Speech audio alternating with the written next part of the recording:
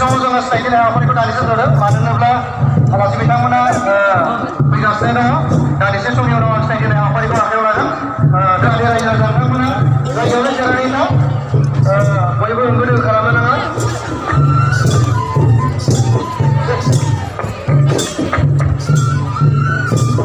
जा आलासि बिथांमोना ज'रा बेखौबो सल' होनो थाखाय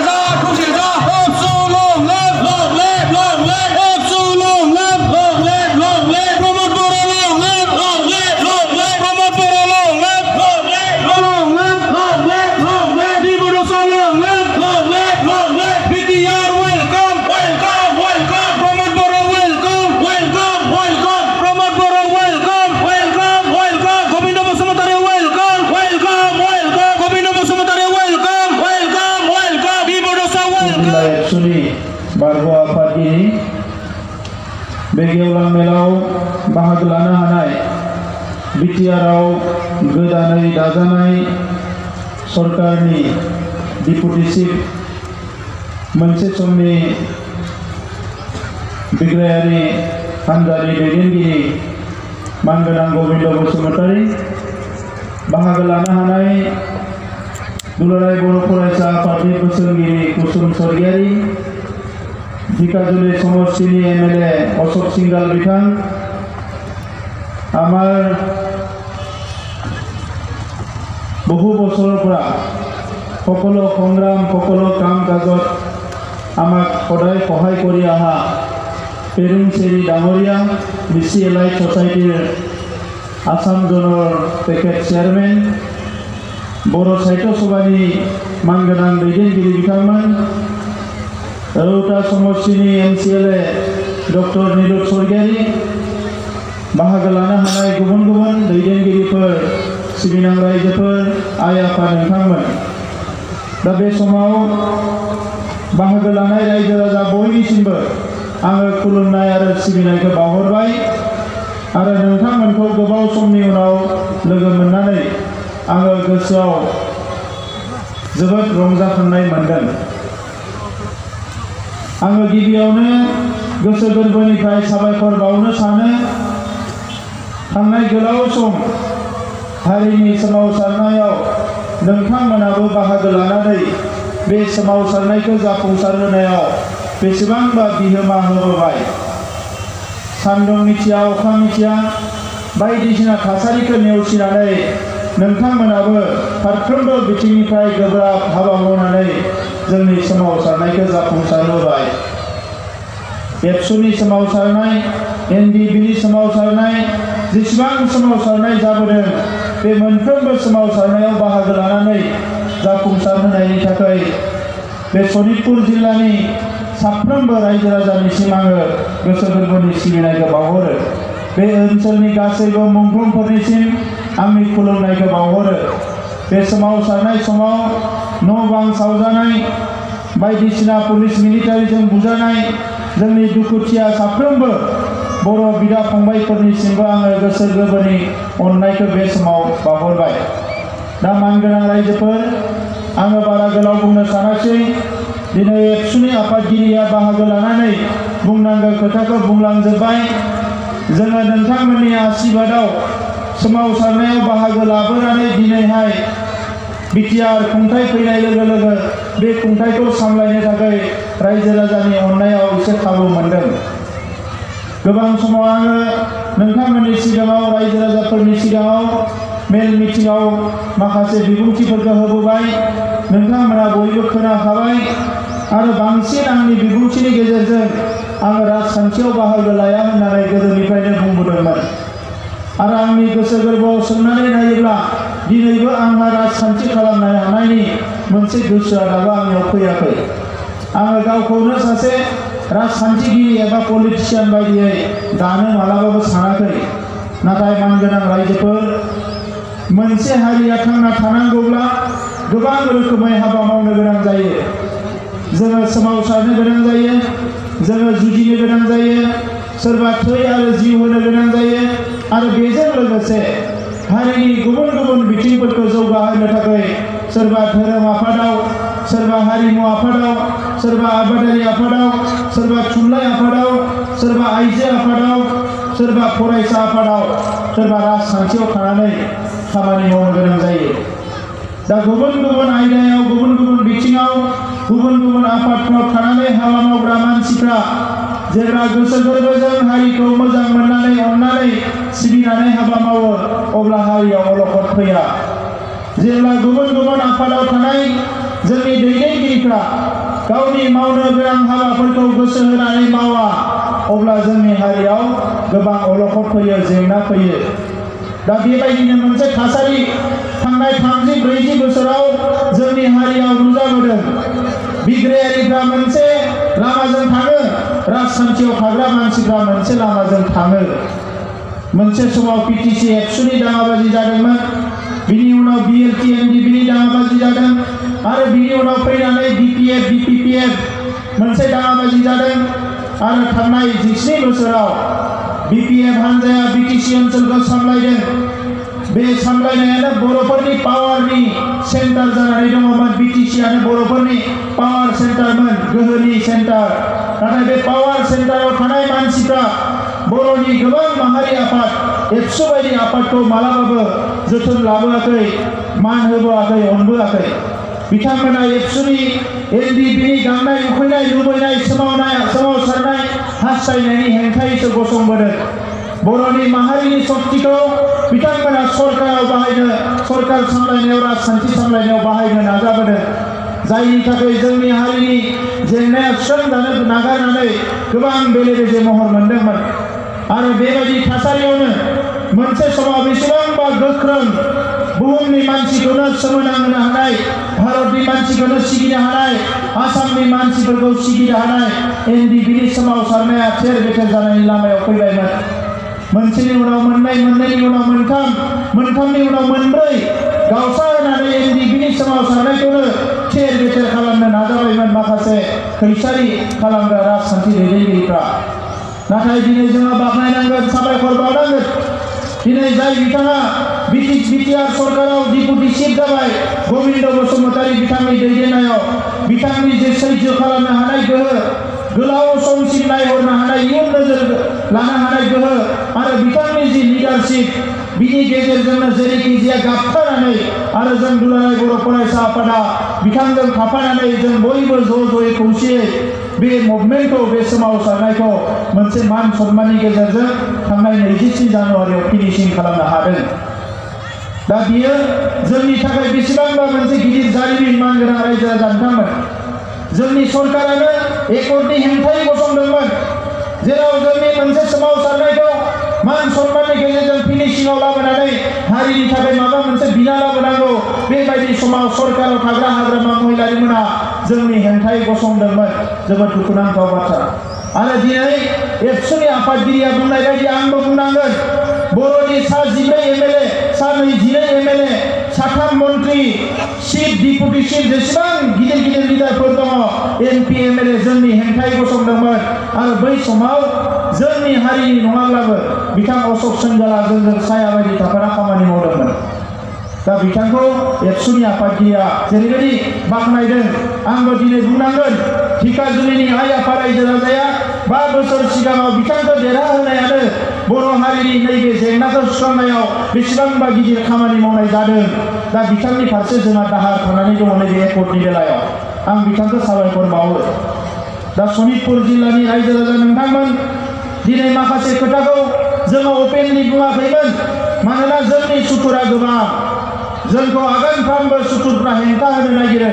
दिल्लीयावबो सोरबाया हेंथा होयो, दिसपुरावबो हेंथा होयो आरो बड'लेण्डआवथ' सानफ्रोमबो नोंथांमोना नुबाय इलेक्शननि समाव बेसेबांबा बुलायनाय बायदिसिना एटाक खालामलायनाय बे थासारिखौनो माखासे मानसिफ्रा थांनाय 17 बोसोराव खालामबोदों।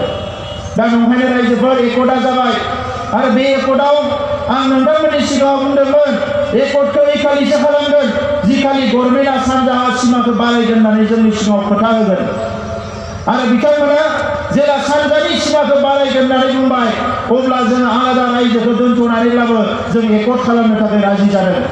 आरो दिनै बिटिआर सरकार दाखांनायनि उनाव आंनि आरो गोविन्द बसुमतारीनि आरो दुलाराय बर' फरायसा आफादनि जोंनि बयनिबो खामानिया जाबाय जोंनि सानजाहानि सिमाखौ रैखा खालामनांगौ। राजखान्थिनि नामाव राजखान्थि खालामनो फैयाखै रायजोफोर, राजखान्थिनि नामाव राजखान्थि खालामनो फैयाखै, हारि दानायनि राजखान्थि खालामनो फैदों। नंखायनो बिटिआर ओनसोलाव गासैबो रायजो राजाफोरनि सिगाङाव आं बुंदों जोंनि साख्रिया राजखान्थिनि साख्रिया साननै थायोना सानथाम थायो बिदि खोथा गैया। नाथाय सोरबा उल्टा उल्टि खामानि मावनाय मानसिखौ जों रावखौबो रेहाय होनाय नङा। जायफोर सोबख'दों नासयदों थगायदों गादबदों राजखान्थिनि नेताबाबो अफिसारबाबो बिथांमोनखौ रावखौबो रेहाय होनाय नङा। मानोना बे हारिया गोबां खस्थ' मोनबोबाय। दिनै बे हारियाबो मोजाङै हां लानानै उदाङै संसार जानो हानाय मोनसे परिबेस दानो नांगोन आरो बेखौ दानो होननानैनो जोङो राजखान्थियाव फैनो गोनां जादों। ना गोविन्द बसुमतारी बिथाङा राजखान्थि खालामनो गोसो दङमोन ना आंहा राजखान्थि खालामनो गोसो दङमोन, जोंहा राजखान्थि खालामनो गोसो गैयामोन। दा नंखायनो आं नोंथांमोनखौ बुंगोन जे नोंथांमोना जेसेबां दिन जोङो बेवहाय थागोन 3 बोसोर 5 बोसोर जेसेबां थाया मानो राजखान्थियाव जेब्लायबो नोंथांमोना बे बिग्रायारि गोसोखौ जोंनाव नागिरना मोनगोन। नोंथांमोना जाहाथे सन्देह खालामा। दा दिनै हा हुनि खोथाया थाबाय सनितपुर जिल्लाल' नङा सारा इन्डियायाव फरेस्ट जुवेलार्स एक्ट इमप्लिमेन्ट खालामनायाव गभर्नमेन्टआ माखासे हेंथा होदों। बिथाङा गुबुन हारिनि जानायलाय मुंखौ मख'वाखै। थांनाय समाव दाउदैबिथि मन्थ्रिया जोंनि बर'निनो चन्दन ब्रह्मआ फैनानै बे राङापारायाव हाखौ सुफैबाय, एनजिअ थिनहरबाय, फैसा खांबाय, हा बिगासेबो बिथाङा पाट्टा खालामना होआसै। बे दाया सोरनि? जोंनिनो मानसिफोरनि दाय।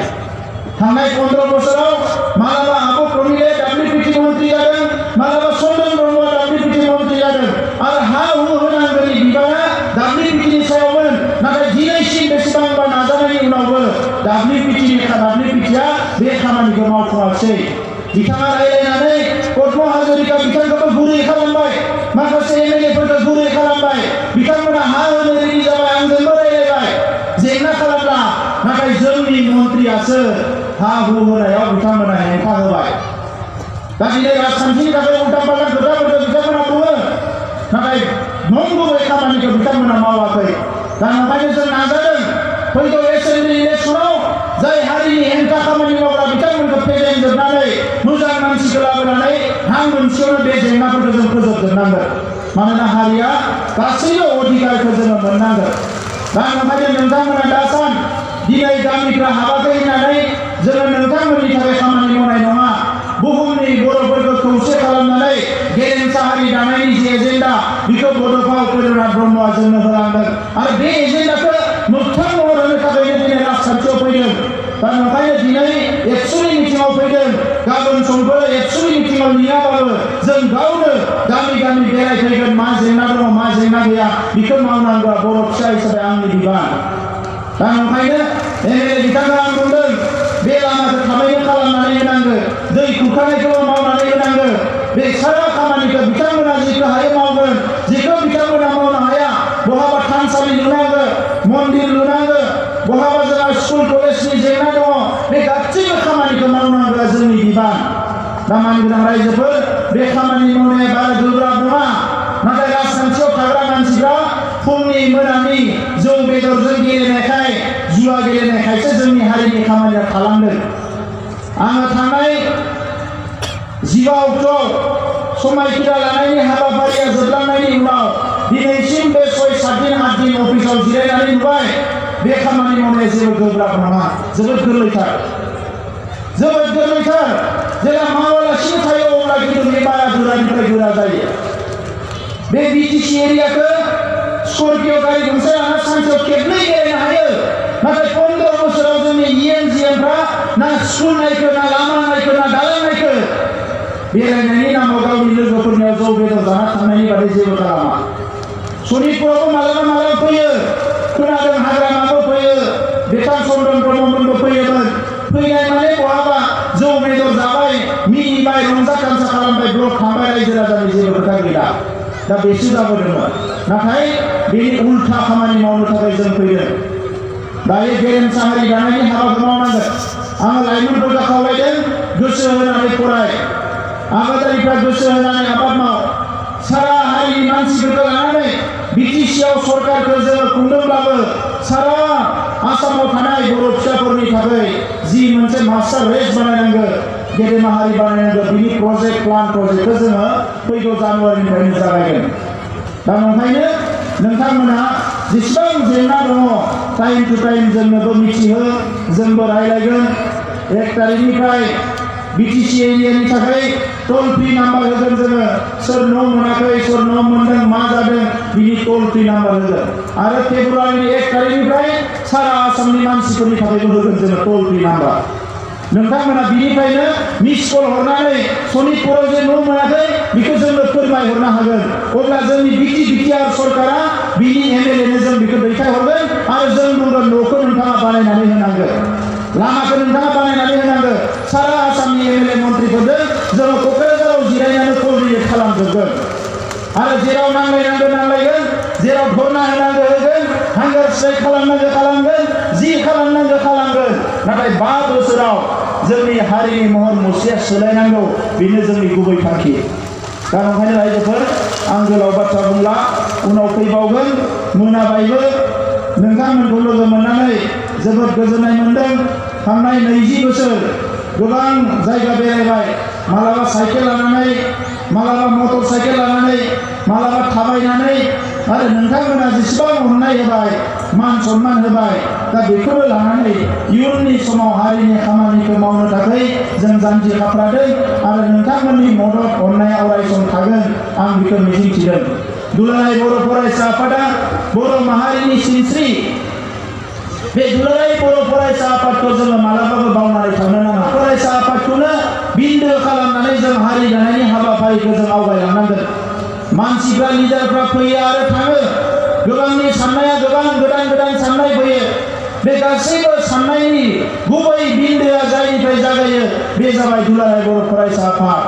दा ओंखायनो दिनै आं सरकाराव फैदोंब्लाबो माहारिनि हाबा मावनायाव दुलाराय बर' फरायसा आफादा अरायसम गोजौआव थागोन दा बेनिखायनो आं जाय बिथांमोना दिनै सनितपुर जिल्लायाव बिबान मोनबाय गाबोन समफोर दखराफ्राव प्राइमारिफ्राव बिबान मोनगोन आं एबसुनि बिबानगिरिफोरखौ खावलायदों जे एबसुनि जे गोथारथि बेखौ जों अरायसम लाखिनांगोन आरो माहारिनि खामानि मावनायाव रावजोंबो जाहाथे दुलाराय बर' फरायसा आफादा कमप्रमाइज खालामा दा बेखौनो आङो खावलायो मानोना हारियाव मोनसे आफाद नांगौ बे आफादा हारिनि थाखाय अरायसम गार्ड होनो हायो लिडारशिप होनो हायो बेंनो हायो जोथोन लानो हायो अब्लासो हारिया जौगागोन दा बेखिनि खोथाखौनो बुंनानै बयनिसिमबो अननाय सिबिनायखौ बावहरनानै इयुनाव खौसेयै ज'यै जों हाबा मावलांनो हागोन बेखौ मिजिंथिनानै आंनि बुंनायखौ फोजोबनो सानबाय आरो राजखान्थिया दिनै सोलाय सोल'नि मोनसे बारहावा बारदों दा बेवहाय राजखान्थियाव फैनाय हिसाबै आं नोंथांमोनखौबो खावलायलांनो नागिरो